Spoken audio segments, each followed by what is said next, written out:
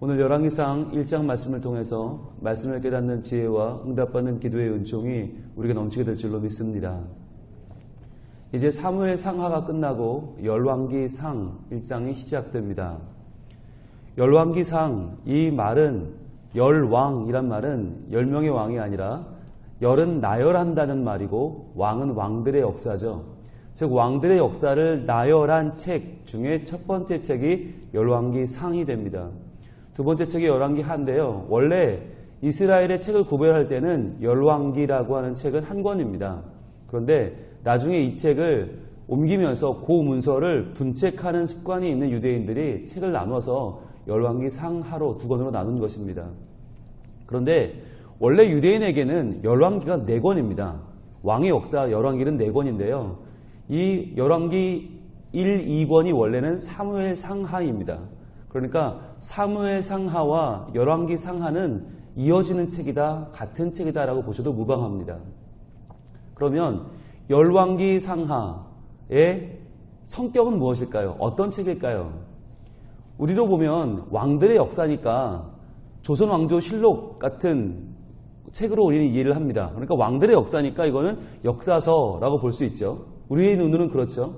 그런데 이스라엘 백성들, 히브리인들이 이 책을 구별할 때는 성격을 어떻게 보느냐? 선지서로 봅니다. 열왕기 상하는 선지서입니다.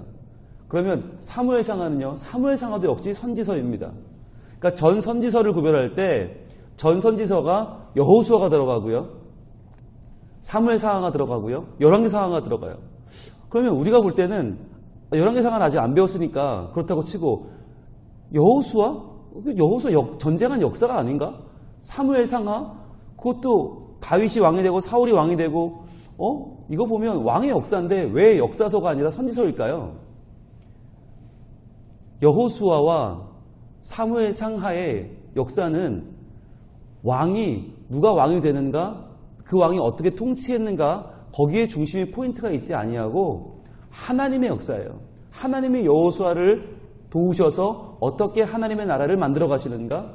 하나님이 어떻게 하나님 뜻에 맞는 왕을 세우셔서 하나님께서 하나님의 역사를 이루어 가시는가의 역사가 여호수아와 사무엘 상하예요.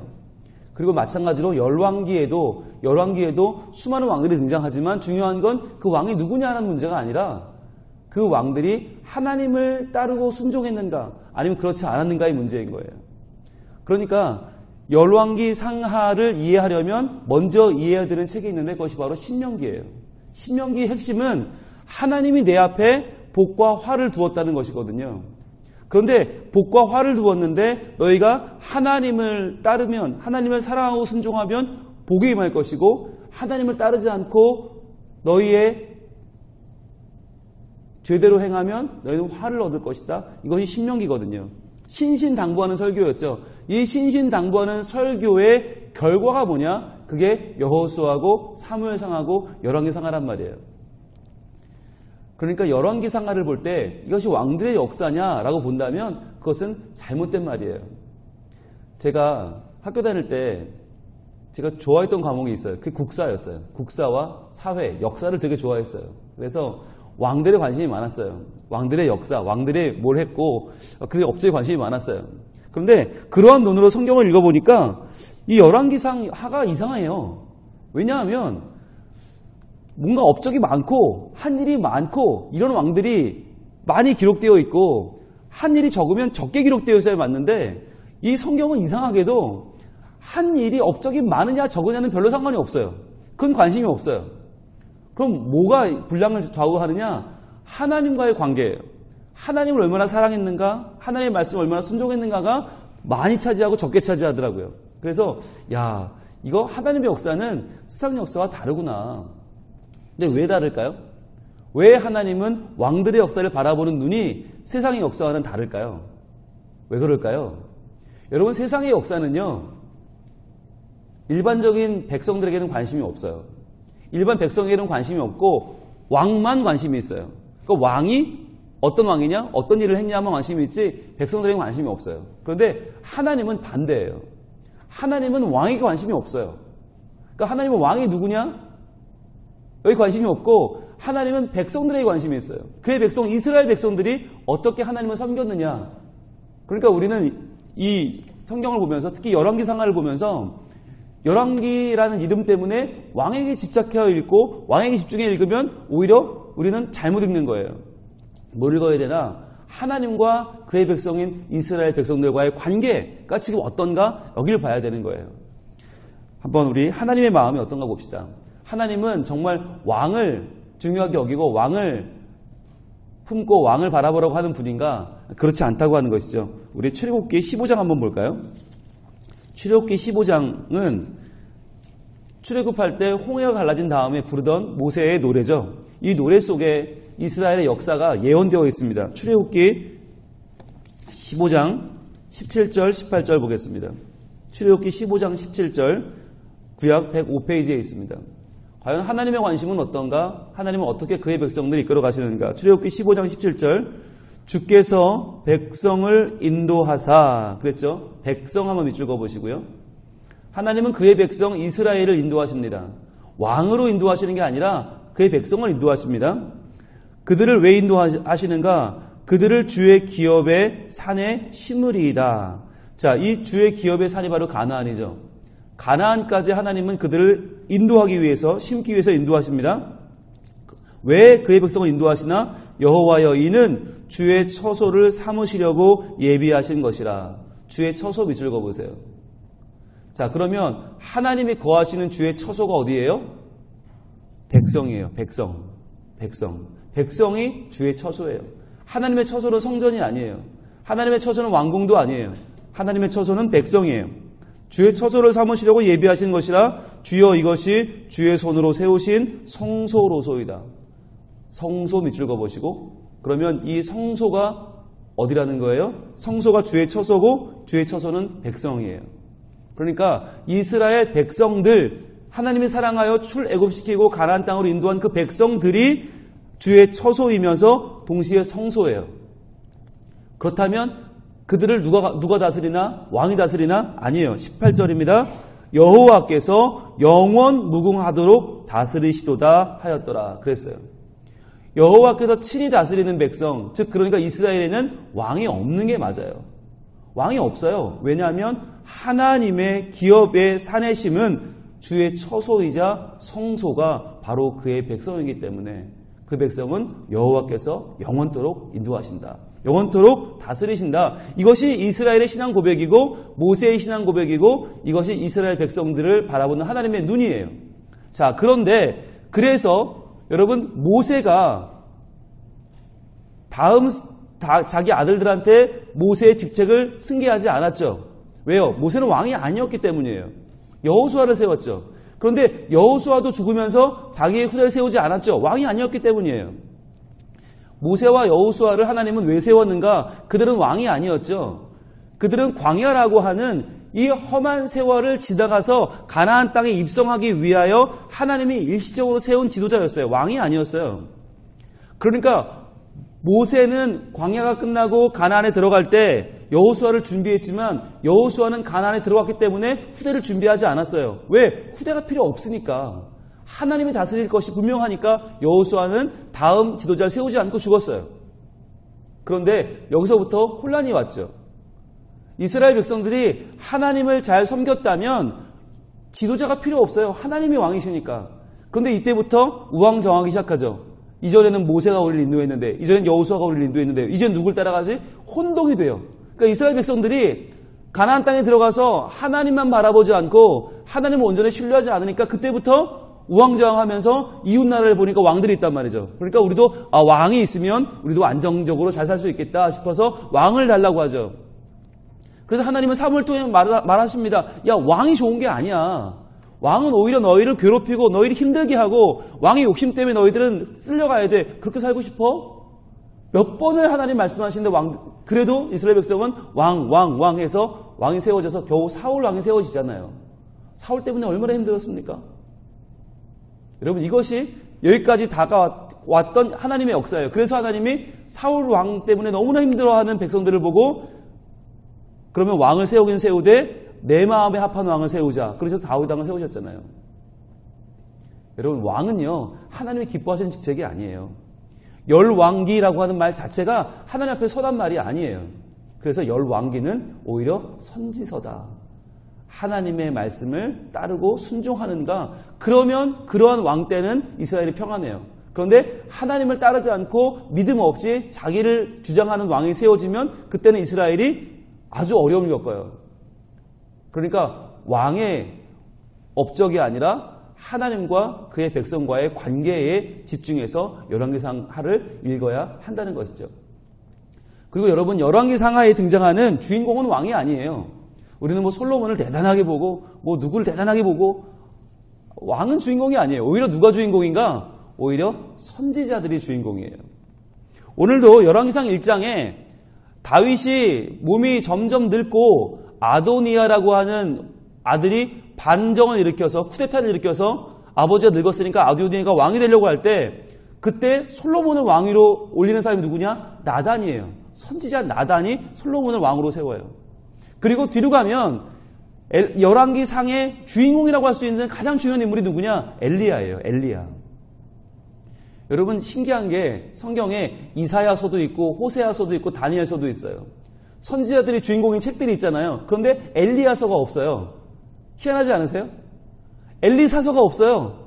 아니, 제일 선지자 중에 제일 활동 많이 한 사람이 엘리야고 제일 업적이 많은 사람이 엘리사. 엘리야, 엘리사인데 왜 성경에 엘리야서가 없을까? 엘리사서가 없을까? 엘리야서가 열왕기상이에요. 열왕기상을 이스라엘 사람들은 이것을 선지서로 봤어요. 왜? 엘리야가 주인공이니까. 열왕기하는 엘리사가 주인공이니까. 그러니까 우리가 열왕기상하를 읽을 때 조선왕조실록을 읽듯이 왕에게 초점을 맞추고 우리는 왕 좋아하니까, 무조건 높아지면 좋아하니까, 무조건 올라가면 좋아하니까 우리는 왕에게 꽂히지만 그것이 아니라 도리어 왕보다 선지자에게 오히려 우리는 더 시각을 두고 선지자들이 하나님의 백성을 어떻게 하나님과 연결시켜 주는가, 하나님과 접합시켜 주는가 하는 것을 더 유심히 봐야만 한다는 것입니다. 자, 그러면 여러분, 열왕기상을 어떤 눈으로 봐야 할지 좀 정리가 되시죠? 시작해 보겠습니다. 1절, 다윗 왕이 나이가 많아 늙으니 이불을 덮어도 따뜻하지 아니한지라. 자, 성경은요 아주 객관적이고요, 아주 정확하게 기록합니다. 다윗이라고 해서 다윗을 보호하거나 다윗을 변호하지 않고요, 다윗을 치장하지 않아요. 다윗도 나이 많아 늙으니까 그 몸이 많이 쇠약해졌다라고 하는 말입니다. 여러분, 그렇지 않습니까? 이불을 덮어도 따뜻하지 않아요. 나이를 먹었다는 뜻이죠. 저희 집에 있는 두 아들은요, 한 겨울에도 베란다에서 가서 잠을 자요. 예, 몸에 열이 많아서 도저히 이불을 덮을 수가 없고요, 베란다에서 자요. 저는 이놈들을 보면서 과연 이게 사람인가 싶어요. 근데 10대는 그래요. 그게 맞아요. 20대, 30대 점점 몸이 식어요. 그러면서 저만 해도 이불 안 덮으면 잘 못 자요. 그런데 50대, 60대가 되고 이제 다윗은 70대가 넘었어요. 그러니까 이불을 덮어도 몸이 춥다라는 말은 그만큼 노쇠했다라는 말이죠. 그래서 2절, 3절, 4절에는 그러한 다윗을 위한 조치가 나오는데, 이러한 아버지가 늙은 것을 틈타서 5절에 아도니아가 등장을 합니다. 그때의 학기세 아들 아도니아가 스스로 높여서 이르기를 내가 왕이 되리라 하고 자기를 위하여 병거와 기병과 호위병 50명을 준비하니 그랬어요. 여러분, 다윗은요 하나님의 마음에 합한 사람이라고 우리는 굉장히 좋아하지만 실제의 삶은 어땠는가? 굉장히 괴롭고 굉장히 힘든 삶을 살았어요. 그의 평생에 왕위를 노리는 아들들이 계속 반정을 일으키고 그의 왕을 노리는 반대 세력이 참으로 많았어요. 이 말년에 또 한 번 그는 쿠데타를 겪어요. 아도니아라고 하는 이 아들이 왕위에 오르기 위해서 쿠데타를 벌입니다. 여러분, 이스라엘의 왕은 누가 세웁니까? 하나님이 세웁니다. 그렇기 때문에 하나님이 세운 왕이 아니라 자기 스스로 왕이 되려는 자들은 다 왕이 될 수 없어요. 그런데 인간은 그것을 뻔히 알아도 계속 자기가 왕위에 오르려고 노력해요. 압살롬이 그랬고 아도니아가 그랬어요. 보겠습니다. 그는 왜 그랬는가? 6절, 그는 압살롬 다음에 태어난 자요 용모가 심히 준수한 자라. 그의 아버지가 내가 어찌하여 그리하였느냐고 하는 말로 한 번도 그를 섭섭하게 한 일이 없었더라 그랬어요. 다윗에게는 여러 아들이 있었지만 첫 번째 아들은 암논이죠. 장자 암논은 압살롬의 여동생 다말을 강간했다가 그는 압살롬에게 죽었죠. 둘째 아들 길르압은 성경에 그 이름이 그 이후로 안 나와요. 그러니까 아마 어렸을 때 죽었을 것이다. 그 다음이 압살롬이에요. 압살롬은 반정을 했다가 죽었죠. 그 다음 넷째가 아도니아예요. 그러니까 아도니아는 뭐 위에 형 셋이 다 없으니까 자기가 첫 번째 장자잖아요. 장자의 권리를 주장하는 거죠. 내가 지금 제일 장자니까 내가 왕이 되는 게 맞아. 게다가 나는 용모도심이 준수해. 그리고 나는 한 번도 내 아버지가 한 번도 섭섭하게 말한 일이 없어. 그러니까 얼마나 행위가 완전하다는 거예요. 외모 완전하죠. 행위 완전하죠. 게다가 왕위 서열 1위예요. 그러면 누가 봐도 왕이 돼요. 그러면 어떻게 하면 돼요? 기다리면 돼요. 그런데 아도니아는 기다리지 못하고 자기가 아버지가 늙었으니 왕이 되겠다라고 반정을 일으킵니다. 이게 우리 인간의 한계죠. 우리는 하나님이 세우시는 그 왕을 기다리는 게 아니라 내가 생각할 때에는, 내 생각에는, 내가 볼 때에는 이라고 우리의 생각을 또 주장하는 것이죠. 게다가 그의 이러한 생각을 동조하는 자들이 있었으니 7절입니다. 아도니아가 스루야의 아들 요압과 제사장 아비아달과 모의하니 그들이 따르고 도우나 그랬어요. 자, 그 당시에 가장 정치적으로 세가 크던 요압. 여러분, 요압이 다윗의 가장 최측근이자 다윗의 친척이자 가장 강한 장수 아닙니까? 요압. 그 요압이 아도니아 편이 됐어요. 게다가 제사장 아비아달. 이제는 정치와 종교를 다 아우르는 최고의 오른팔 왼팔이 생겼어요. 그러니 아도니아가 얼마나 힘이 컸겠어요. 그러니까 누가 봐도 아도니아가 왕이 되는 게 맞죠. 또 누가 봐도 아도니아는 왕위에 오를 수밖에 없어요. 자, 그런데 그가 부르지 않았던 사람의 이름이 8절 9절에 쭉 나오면서 그가 왕위에 오르기 위한 잔치를 벌이는데 누구를 부르지 않았는가? 10절입니다. 선지자 나단과 브나야와 용사들과 자기 동생 솔로몬은 청하지 아니하였더라. 자, 여기 나단에 한번 밑줄 그어보시고요. 솔로몬의 밑줄을 그어보세요. 자, 나단과 솔로몬을 왜 부르지 않았는가? 아도니아는요, 선지자 나단이 자기를 반대할 것을 알고 있었어요. 자기는 세상적으로 보면, 세상적인 역사로 보면 왕위에 오를 만한 충분한 사람이에요. 그런데 선지자 나단의 예언에 의하면 그는 왕이 될 수 없어요.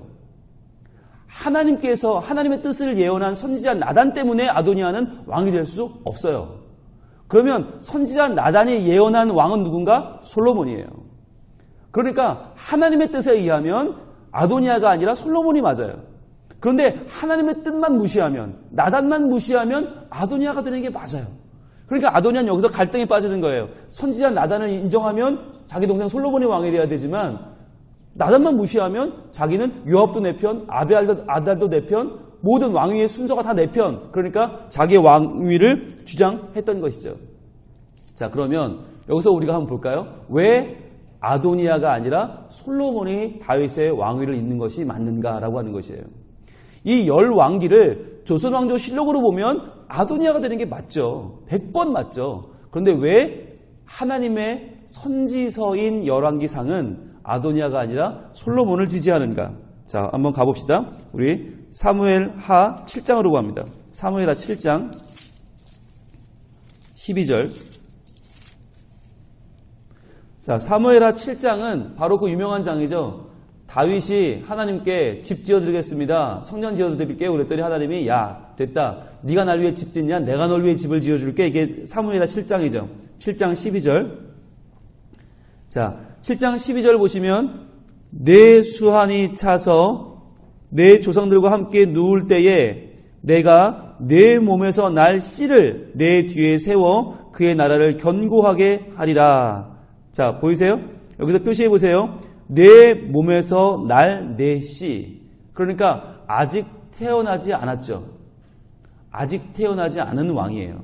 그러니까 너희 뒤에 세워서 그의 나라를 견고하게 세울 그 사람은 누구냐? 보세요. 13절. 그는 내 이름을 위하여 집을 건축할 것이요 나는 그의 나라 왕위를 영원히 견고하게 하리라. 자, 그 아들은 하나님을 위한 집 성전을 건축할 것이죠. 그리고 하나님은 그의 나라 왕위를 영원히 견고하게 하겠다 말씀하시죠. 그런데 그 사람이 누구냐? 12절에 내 몸에서 날 씨예요. 아직 나지 않았어요. 그러니까 이미 태어난 아들들은 다 제외인 거죠. 이미 태어난 아들들은 다 왕위에 오를 수 없어요. 이제 아직 태어나지 않은 자가 돼요. 그럼 그게 누구냐? 12장으로 갑니다. 12장 24절. 그럼 이때까지 태어나지 않았던 그 다음 씨가 누구냐?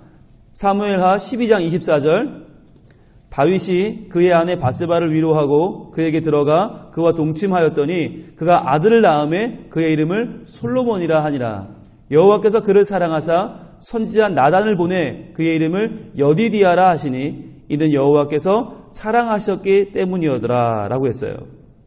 여디디아라는 말이 여호와께서 사랑하셨다는 말이에요. 그러니까 7장에서 아직 나지 아니한 네 씨, 앞으로 날 네 씨가 나의 집을 건축할 것이요 나는 그의 왕위를 견고하게 하리라는 그 사람이 누구냐면 바로 12장 24절 25절 하나님이 사랑하셨던 그 이후에 태어난 아들 솔로몬인 것이죠.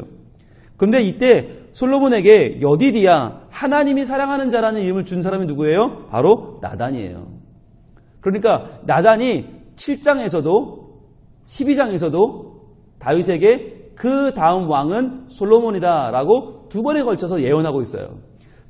그러니까 누가 봐도 아도니아는 억울한 거죠. 내가 여러모로 봐도 맞는데 왕의 서열도 1번이죠. 얼굴도 잘생겼죠. 성품도 좋죠. 행위도 완전해. 게다가 요압, 아비아달 내 편이야. 게임은 끝난 거예요. 그런데 오직 하나, 하나님이라는 존재 때문에 오직 하나, 나단, 솔로몬 이 두 명 때문에 아도니아는 공식적으로 왕이 될 수 없어요. 그래서 쿠데타를 일으킨 거예요. 여러분 볼게요. 하나님이 변수입니까? 상수입니까? 하나님만 없으면 모든 것이 완벽한 나의 왕위는 가능한 것입니까? 불가능한 것입니까? 불가능합니다. 왜냐하면 하나님이 변수가 아니라 상수예요. 하나님은 모든 것이에요. 이스라엘의 역사는 하나님이 왕이시고 하나님이 주인이세요. 그러니까 아도니아는 애초부터 생각을 잘못한 거예요. 하나님만 없으면, 하나님의 약속만 아니면, 그 언약만 아니면 내가 왕이 될 수 있는데, 그러나 하나님의 백성인 이스라엘에게 왕을 세우는 분은 하나님이요. 그 언약과 그 약속은 오직 하나님에게서 나온다는 것이죠. 그래서 열왕기상은 시작할 때부터 뭐라고 정의하고 시작하는가? 이스라엘의 왕은 하나님이 세우신다. 왜냐하면 이스라엘에는 하나님이 왕이시기 때문에, 하나님이 영원히 다스리기 때문에. 그러니까 하나님을 제외하고는, 하나님을 제쳐놓고는 이스라엘의 역사를 논할 수가 없는 것이에요. 그러니까 우리도 아도니아처럼 생각할 때가 많이 있거든요. 내가 볼 때에는 이 사람이 되는 게 맞아. 이렇게 되는 게 맞아. 이게 합당해. 이게 가장 선한 일이야. 그러나 하나님은 우리의 눈으로 바라보는 우리의 시각이 아니라 무엇을 더 중요하게 여기시는가? 하나님의 언약이에요. 하나님의 약속이에요. 그러니까 하나님은 하나님의 언약대로 다윗을 왕위에 세우셨고, 하나님의 언약대로 솔로몬을 왕위에 세우셨고, 하나님의 언약대로 하나님의 나라를 인도해 가신다. 그렇기 때문에 오늘날 우리도 사실 힘들고 어렵고 얼마나 눈물 나는 일들이 많아요. 그런데 괴로워하지 않아도 돼요. 슬퍼하지 않아도 돼요. 왜냐하면 내 눈에 보는 대로 결과가 나오는 게 아니라, 내 눈에 내 생각대로 되는 것이 아니라 하나님의 언약대로 되기 때문이다. 하나님의 언약의 말씀이 우리의 삶을 이끌어 가시고, 하나님의 언약이 이루시고, 하나님의 언약이 우리를 살리신다고 하는 것이에요.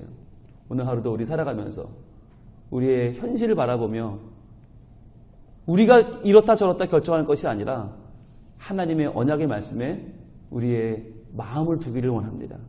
우리를 살리시는 아버지 하나님, 우리를 구하시는 아버지 하나님, 없는 것에서 있는 것을 만들어내시고 도저히 불가능한 것들을 하나님의 뜻으로, 하나님의 이름으로 이루어가시는 그 하나님께서 우리의 연약함을 넘어서, 우리의 부족함을 넘어서, 우리의 부정함을 넘어서 거룩한 하나님의 뜻을 우리 삶 가운데 행하시고 이루어가시고, 하나님의 마음에 합한 자로 오늘도 우리를 불러주시는 그 하나님의 은혜가, 그 역사가 오늘도 우리와 함께하는 복된 날, 하나님 편에 서는 하나님이 우리와 함께 하시는 아름다운 날이 될 줄로 믿습니다. 기도하겠습니다. 하나님, 새로운 책을 시작합니다. 열왕기상을 시작하면 저희들 무엇을 중심으로 봐야 할지, 어떻게 봐야 할지 오늘 하나님 말씀에 귀를 기울입니다. 하나님, 다윗도 나이 많아 늙고 아도니아처럼 모든 것이 완벽해 보이는 이도 하나님의 언약의 백성이 아니면 왕이 될 수 없는 것을 봅니다.